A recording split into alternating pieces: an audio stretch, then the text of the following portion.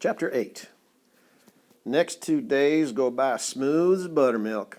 Shiloh gets biscuits or toast and a couple of bites of ham for breakfast, and then in the evening I fix him up some frankfurters, cut up and mixed with sour cream and little chunks of cheese.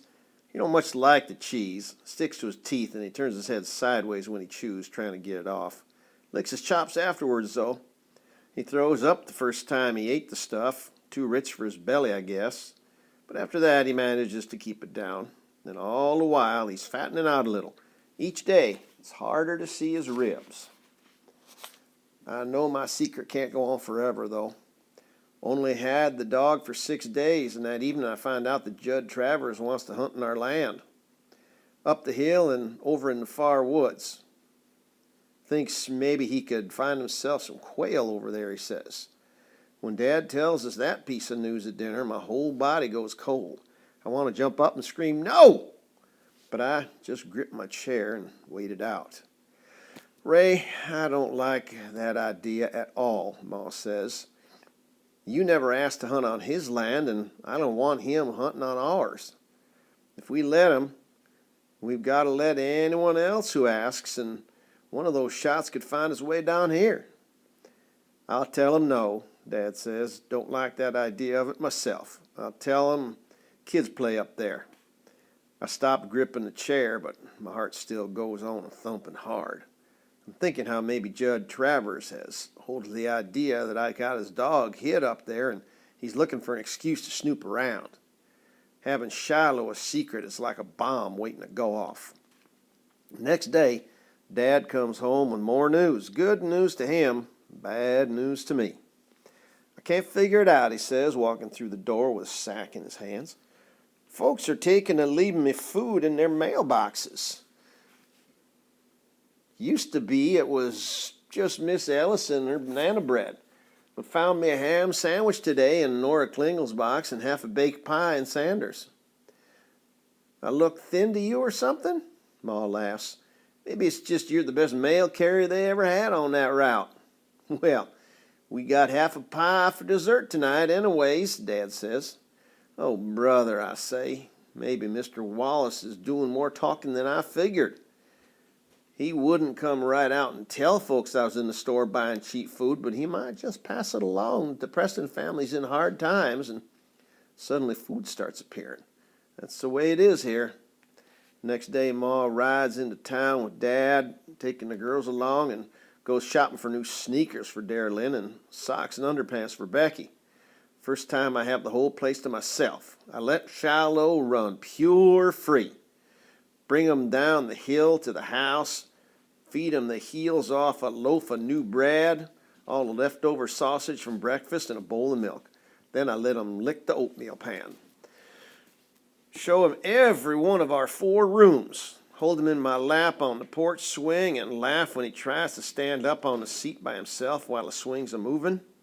I let him smell the couch where I sleep and crawl under the front steps and sniff out the mole lives under there. Follow him all over creation when he takes out after a rabbit. When he gives up, then he gives up when he sees I'm not going to shoot the rabbit no way. But I figure my luck's going to run out if I don't get him back in his pen soon. So about noon I take him back and he goes right to the gunny sacks in the lean-to. He's so tuckered out. It's just in time, because when I get back and get the dishes done for Ma, the house picked up some. I look out there, and she comes up the lane with Darylyn and Becky and their packages. Somebody gave 'em a lift. You can always count on that round friendly. Ma's pleased I got the dishes done. I can tell. "Nice to come back to a clean house, Marty," she tells me. "Had good luck with my shopping, too. Wasn't a thing I bought that wasn't on sale. Darylyn's wore her new sneakers home and got a blister already, but she don't care. She's so glad to have something new." When I walk to the kitchen next, Ma's looking at her face in the mirror over the sink. Got her eyebrows raised high, and then she pushes them low and raises them again. When she sees me studying her, she says, "Marty, I got frown lines on my face. Tell me the truth now." I look at her good. "Sure don't see any," I say. "I don't neither. Ma's got a pretty face. plain but smooth. Well, I don't either, but two people this morning asked me how I was feeling. One of them wants to tell me what to take for headaches. I figure that if folks think I have headaches, I must be doing a lot of frowning. Whoomp, whoomp, whoomp. That's my heart. Folks think they got a remedy for something, they'll tell it to you whether you need it or not. I say, sounds so grown up I hardly recognize myself. So scared inside though, my stomach's shaking. Ma's taking out all the things she bought and putting them on the table, taking off the price tags, Becky's underpants and socks. I saw David's mother at the dollar store, she says, and they got relatives coming tonight. She wanted to know if she could bring David up here tomorrow when the rest of them go to Parksburg. I told her yes. Okay, I say, but all the while I'm thinking what I'm going to do with David to keep him off that hill. Take him up toward the old Shiloh schoolhouse maybe and walk along the river. Funny thing is, you got yourself a dog, you sometimes feel like you don't need anyone else.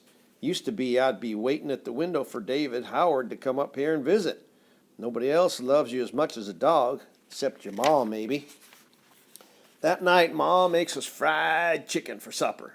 First time in a long while.